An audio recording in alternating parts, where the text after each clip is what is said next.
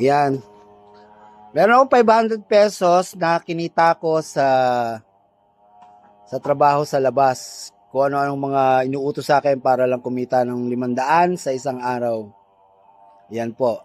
Ngayon, gagamitin ko po ito sa pang Noche Buena ko. Ngayon, pagkakasyahin ko po kung ano po mabibili nitong 500 para sa Noche Buena darating. Disclaimer lamang po, doon po sa nagsasabing hindi po magkakasya ang 500, pagpaumanhin po ninyo, pagkakasyahin po natin ang 500 sa kung ano mga bilihin ang nararapat lamang po sa 500 na maaari po naming gamitin para sa Noche Buena. Bilang isang mahirap o mga nasa laylayan po ng kahirapan,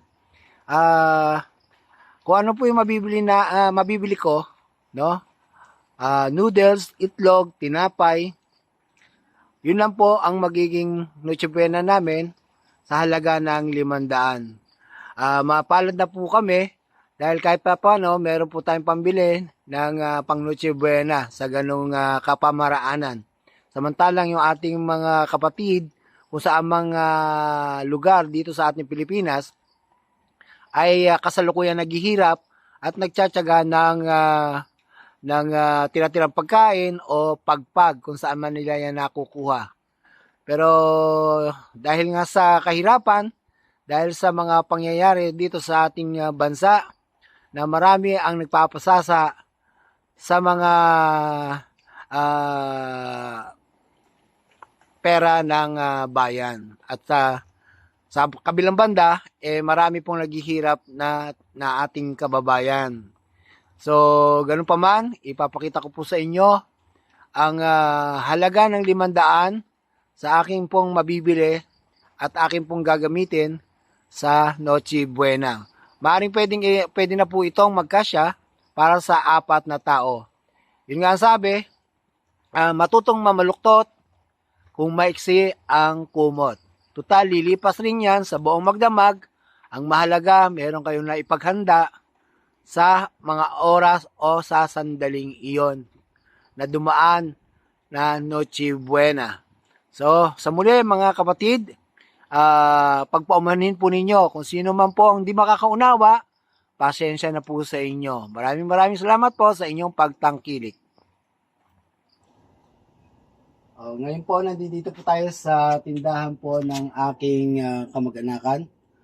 Yung 500 po na kinita ko po, pagkakasyahin po natin to sa aking Noche Buena.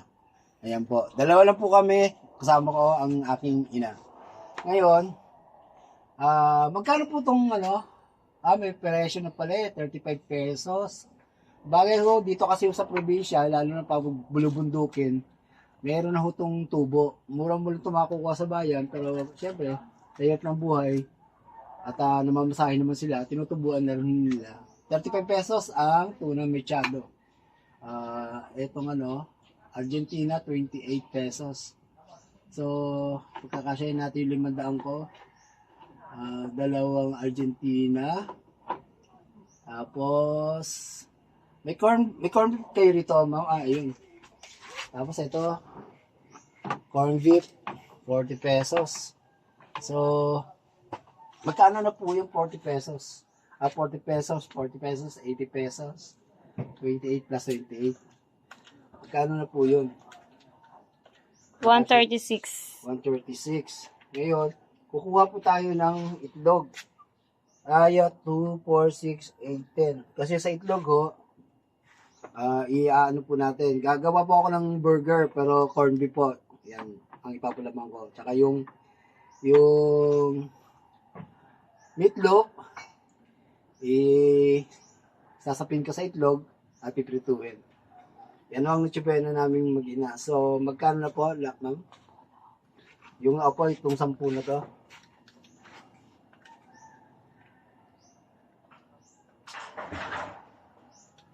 Okay. 256. 256. Meron po kayo ditong pansit canton, ma'am. Ito. Kalamansi, pansit canton. Ito po. So, dalawa lang po kami ng aking ina. So, gagawa po ako ng pansit canton. Siguro, 3 piraso. Tama na po sa amin to. Ayan. Magkano na po sila? 331. 331. So, 331. Ito. Siyempre, 331. Bila, magkano? 331. 31. So, pwede, tapos ano pa ho ba? Mantika, kalahating lapad. Magkano po to? Sa ano, sa likod? Ay, yung isang Sa likod. Yung isang Hindi. lapad po, magkano? 50.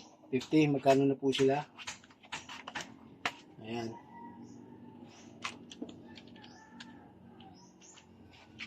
So, 385. 385. So, may tinapay ho ba kayong binibenta rito, ma'am? Okay, ito, ganitong klase.